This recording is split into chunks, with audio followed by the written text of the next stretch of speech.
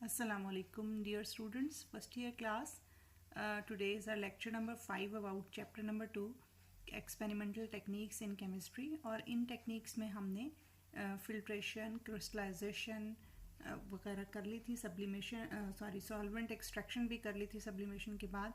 आज हम इसमें क्रोमेटोग्राफी को स्टार्ट करेंगे.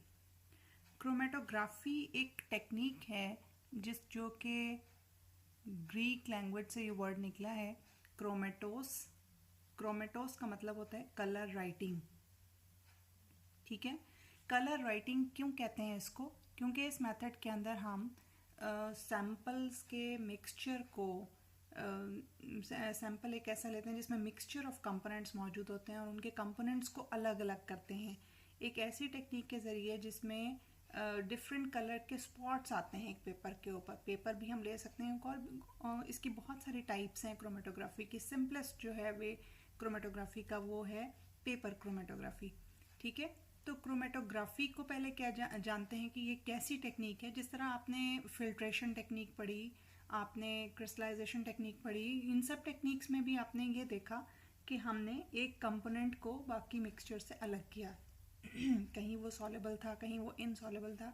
तो यहाँ पर भी ऐसा ही है कि यहाँ पर फ़र्क ये है कि कोई कंपोनेंट कितनी भी कम मिकदार में मौजूद है उसको अलग किया जा सकता है. ठीक है, उसको डिटेक्ट किया जा सकता है, यानी आइडेंटिफाई किया जा सकता है और उसको आइसोलेट भी किया जा सकता है इस मेथड के ज़रिए.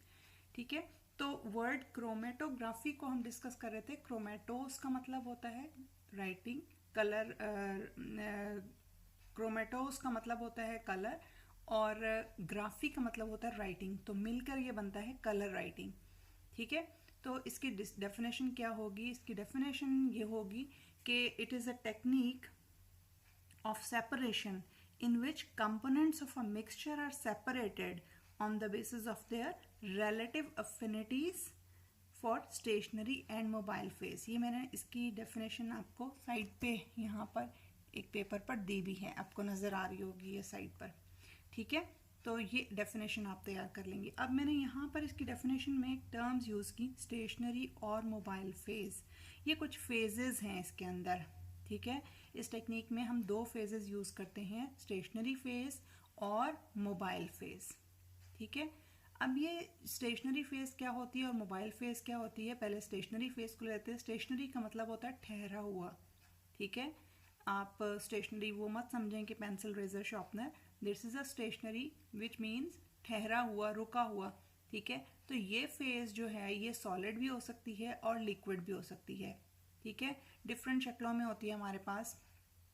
पेपर की सूरत में भी हो सकती है, कोई ग्लास सपोर्ट के ऊपर भी कुछ पेस्ट करके कोई ऐसी चीज़ जिसके ऊपर कंपोनेंट्स फ्लो कर सकें. ठीक है, कोई ऐसी चीज़, कोई भी सपोर्ट हो सकती है. ठीक है, ये किसी भी इनर्ट सॉलिड के ऊपर एक थिन फिल्म होती है, एक थिन लेयर होती है किसी सरफेस की. ये जो थिन लेयर होती है किसी भी सब्सटेंस की, ये लिक्विड हो सकता है, सॉलिड हो सकता है जिसकी ये लेयर होगी. ठीक है, इस लिक्विड या सॉलिड की लेयर को हम स्टेशनरी फेज कहेंगे. याद रखें कि इनर्ट सॉलिड के ऊपर ये लेयर लगाई गई है. इनर्ट सॉलिड स्टेशनरी फेज नहीं है, बल्कि उसके ऊपर लगाई गई लेयर जो है, थिन फिल्म जो है, वो स्टेशनरी फेज होगी. एग्जाम्पल मैं आपको देती हूँ. जिस तरह हमने एक फ़िल्टर पेपर लिया, फ़िल्टर पेपर क्रोमेटोग्राफी में यूज़ किया जाता है. ठीक है, एक ख़ास किस्म का फ़िल्टर पेपर जिसको वॉटमैन फ़िल्टर पेपर कहते हैं. अब उस फ़िल्टर पेपर के अंदर पोर्स मौजूद होते हैं. फ़िल्टर पेपर खुद एक इनर्ट सॉलिड है, लेकिन उसके पोर्स के अंदर जो वाटर वेपर्स की एक फिल्म मौजूद है, एक थिन लेयर मौजूद है, वो स्टेशनरी फेज का काम करती है पेपर क्रोमेटोग्राफी में. ठीक है, तो पेपर क्रोमेटोग्राफी में स्टेशनरी फेज वाटर होती है जो कि एक इनर्ट सॉलिड के ऊपर ठहरी हुई होती है. इनर्ट सॉलिड वो फिल्टर पेपर है और उसके पोर्स के अंदर जो वाटर की लेयर है, जो वाटर वेपर्स की लेयर है, वो क्या है? स्टेशनरी फेज है. समझ आ गई आपको? अब मोबाइल फेज की तरफ आते हैं. मोबाइल फेज क्या है? मोबाइल फेज दूसरी फेज है जो स्टेशनरी फेज के ऊपर से फ्लो करके गुजरती है. ठीक है, और उसमें से कंपोनेंट्स को अलग करते हुए साथ ले जाती है. कुछ को उसी के ऊपर स्टेशनरी फेस के ऊपर कुछ ठहर जाते हैं, कुछ मोबाइल फेस के साथ आगे चले जाते हैं। ठीक है, अब ये जहन में रखना है कि मोबाइल फेस जो है वो लिक्विड भी हो सकती है और गैस भी हो सकती है। ठीक है, तो स्टेशनरी फेस लिक्विड या सॉलिड हो सकती है, जबकि मोबाइल फेस लिक्विड या फिर कोई गैस हो सकती है। और मोबाइल का मतलब ही क्या है, मूविंग। ठीक है, तो ये फ्लो करती है, मूव करती है over the surface of stationary phase. ठीक हो गया। अब ये दो फेजेस इसके अंदर आपने पढ़ ली। अब इसके अंदर और भी कुछ टर्म्स हैं।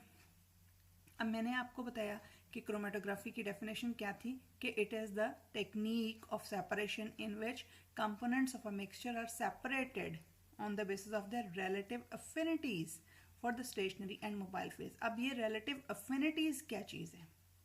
ठीक है, relative का मतलब एक दूसरे के लिहाज से, और affinity का मतलब है एसोसिएशन, लिंक, यानी कि अट्रैक्शन। अब जो कंपोनेंट हैं हमारे मिक्सचर के अंदर जिनको हमने सेपरेट करना है, वो मोबाइल फेज के साथ या तो ज़्यादा डिज़ोल्व होंगे या फिर स्टेशनरी फेज में ज़्यादा डिज़ोल्व होंगे। उनमें से जिसके साथ वो ज़्यादा अफिनिटी रखेंगे वो उसके साथ मूव करेंगे। अगर स्टेशनरी फेस का ज़्यादा अफिनिटी रखते हैं तो वो कम मूव करेंगे, लिहाजा स्टेशनरी फेस पर ठहरे रहेंगे। और अगर वो मोबाइल फेस के साथ ज़्यादा अफिनिटी रखते हैं, उसमें ज़्यादा सॉलेबल हैं, तो वो मोबाइल फेस के साथ मूव करेंगे और ऊपर तक जाएंगे। अब ये जहन में रखना है कि मोबाइल फेस और stationary phase these are immiscible with each other. ठीक है, एक दूसरे में सॉलेबल नहीं है। स्टेशनरी फेज अगर हमने कोई सब्सटेंस लिया है, कोई इनऑर्गेनिक सब्सटेंस लिया है, तो मोबाइल जो है वो ऑर्गेनिक होता है, ताकि ये एक दूसरे के अंदर डिज़ोल्व ना हो पाए। अगर डिज़ोल्व हो गए फिर तो मतलब कि सारी टेक्निक ही फ्लॉप हो जाएगी ना, फिर तो कोई फ़ायदा नहीं होगा एक दूसरे के ऊपर मूव करने का। फिर तो सारे कंपोनेंट्स ही मूव करते जाएंगे या कोई भी नहीं मूव करेगा। ठीक है, तो इन chromatography substances are separated due to their relative affinities for the stationary and mobile phases। मेरा ख्याल है अब आपको समझ आ गई होगी इस टेक्निक की थोड़ी बहुत। अब हम एक और टर्म को देख रहे हैं। एक और टर्म ये है डिस्ट्रीब्यूशन।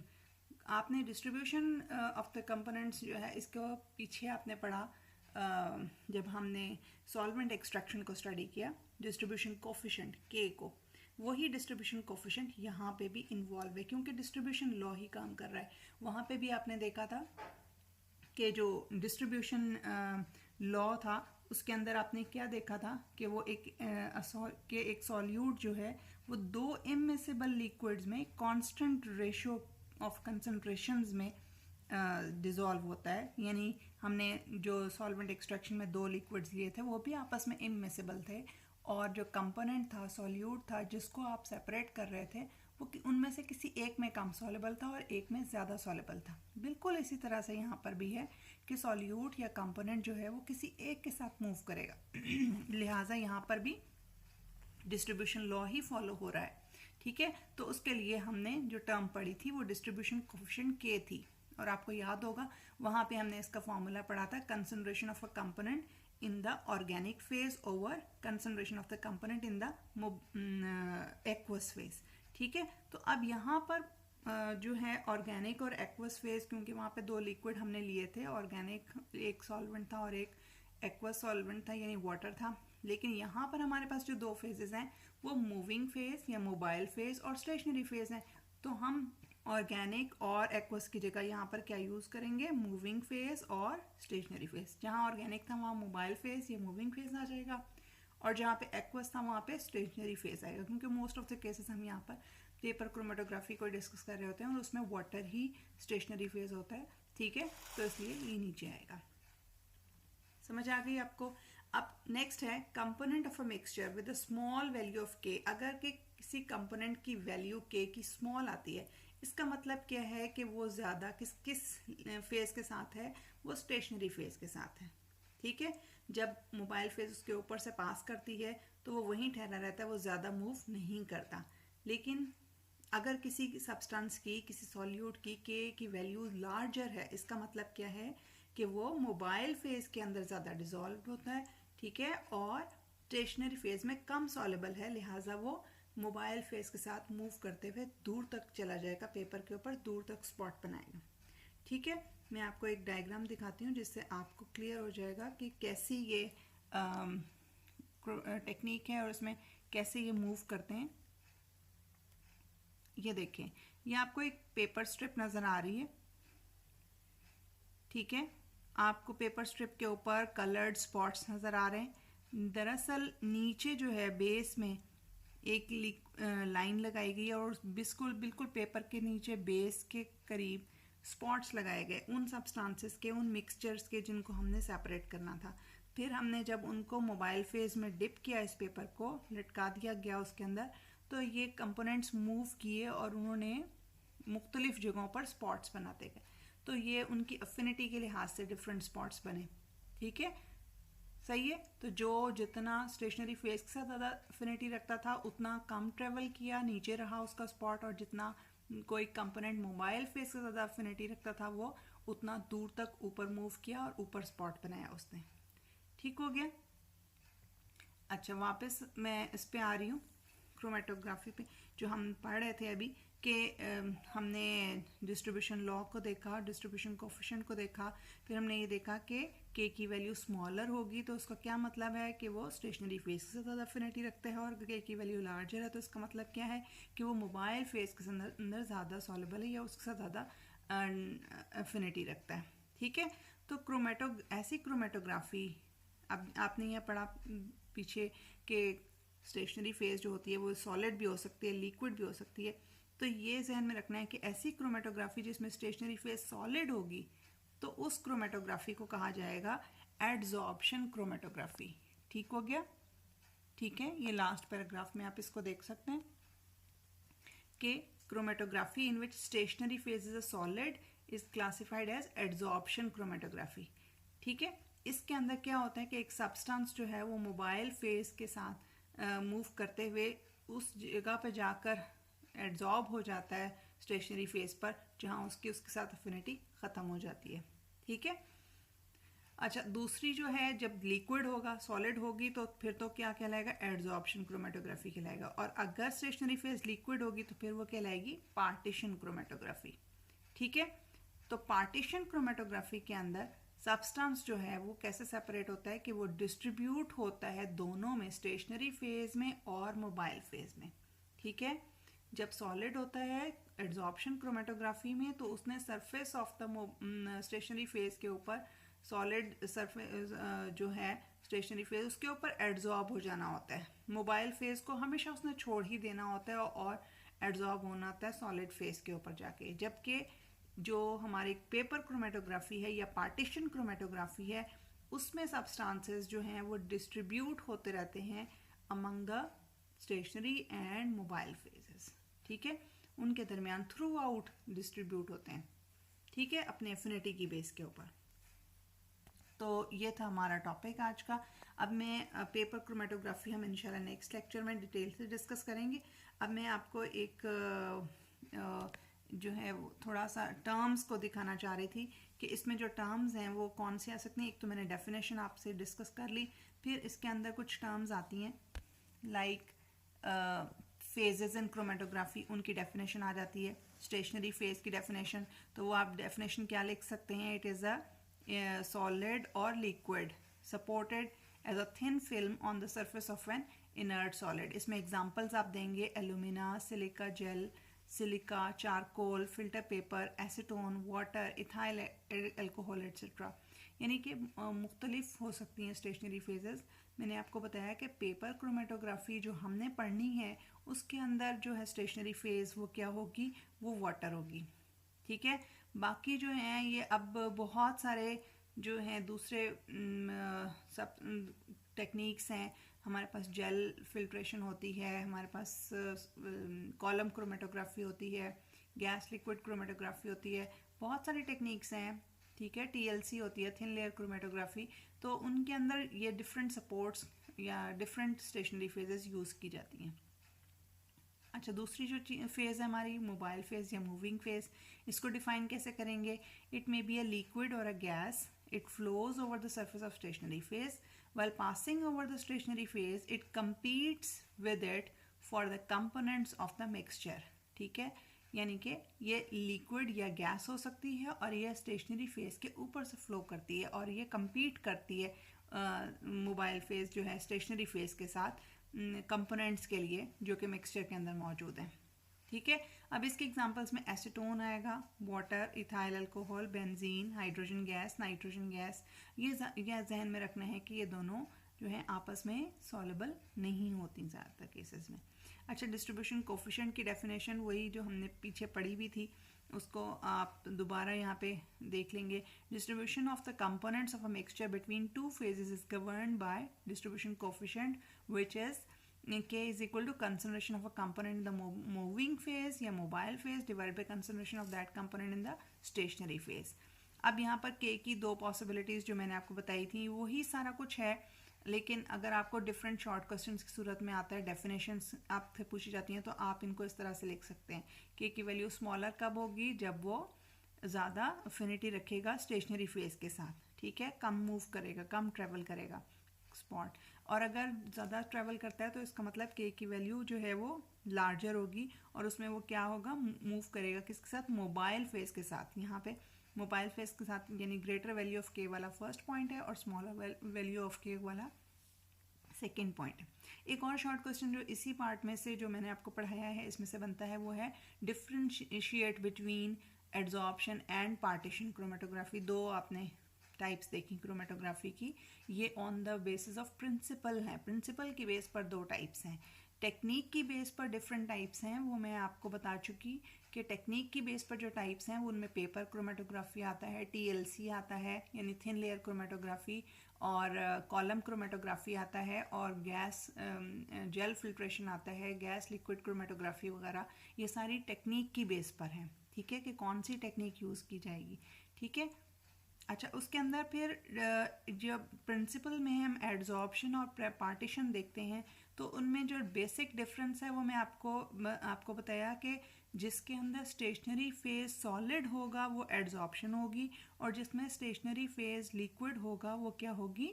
पे पार्टीशन क्रोमेटोग्राफी होगी, ठीक है। दूसरा डिफरेंस जो आप इसमें लिख सकते हैं वो क्या है कि एड्जॉर्प्शन क्रोमेटोग्राफी के अंदर एक सब्सटेंस मोबाइल फेज को छोड़कर एड्जॉर्ब हो जाता है स्टेशनरी फेज के ऊपर, और स्टेशनरी फेज यहाँ पे कोई सॉलिड सरफेस होती है, ठीक है।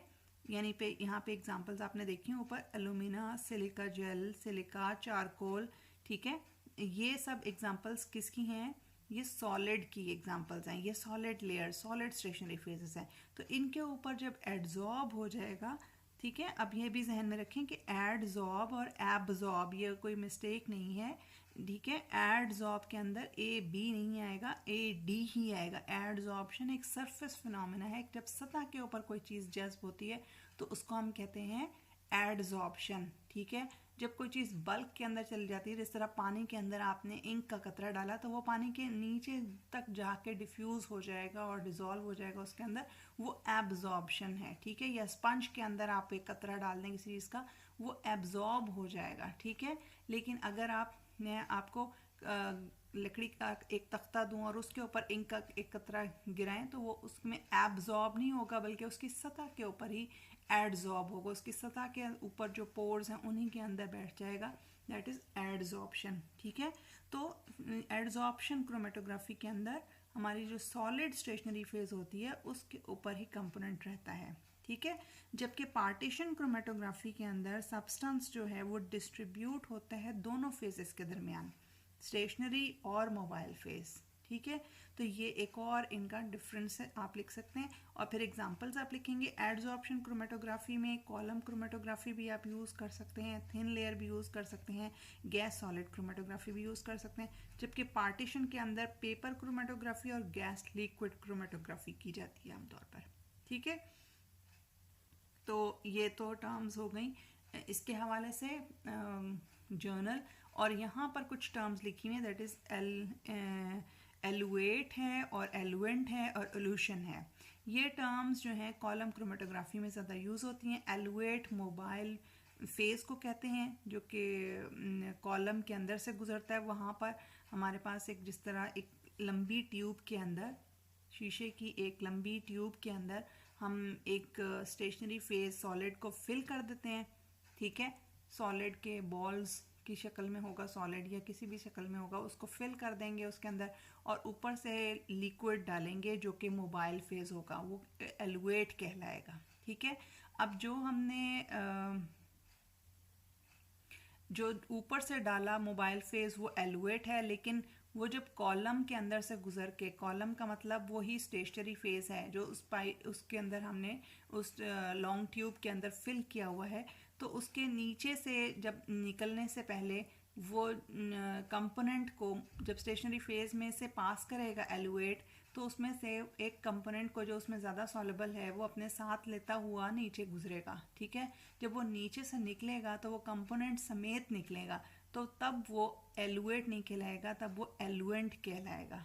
ठीक है, अब उसके अंदर एनालिट भी मौजूद है, यानी कंपोनेंट भी मौजूद है। The eluent is the solvent that will carry the analyte. ठीक है, और एलूशन इस प्रोसेस को कहते हैं। Elution it is the tendency of the solutes to dissolve and move with the mobile phase. ठीक है, इस पूरे प्रोसेस को एलूशन कहेंगे। मैं आपको एक डायग्राम यहाँ पर दिखाना चाहती हूँ, तो उससे आपको आई थिंक सो कि क्लियर हो जाएगा। जिस तरह ये आपके पास एक ट्यूब नज़र आ रही है, इस ट्यूब के अंदर अगर जिस तरह ये ग्रे सा पार्ट है, इसमें मैं अगर सॉलिड पैक कर दूँ, ठीक है, सॉलिड स्टेशनरी फेज डाल दूँ, तो अब ये क्या कहलाएगा, ये एक कॉलम कहलाएगा। ठीक है, और कॉलम क्रोमेटोग्राफी अब जब आपने करनी है, उस कंपोनेंट को या जो सैंपल है आपका वो भी उसी स्टेशनरी फेज के अंदर रख दिया गया है। अब ऊपर से आप अगर एक एक लिक्विड डालते हैं मोबाइल फेज, तो वो एलुएट है। ठीक है, जब वो ऊपर से गुजरती हुई ये सारे स्टेशनरी फेज में से पास कर जाएगी और उस कंपोनेंट को लेकर नीचे टैप से निकाली जाएगी, तो वहाँ पर वो क्या कहलाएगी, एलुएंट कहलाएगी। ठीक है, फिर वो एलुएट नहीं होगी। ठीक है, तो नेक्स्ट हम इंशाल्लाह कल हम पढ़ेंगे नेक्स्ट जो हमारा लेक्चर है, दैट इज़ क्रोमेटोग्राफी। तो आज के लिए इतना ही। Thank you so much. अल्लाह हाफिज़।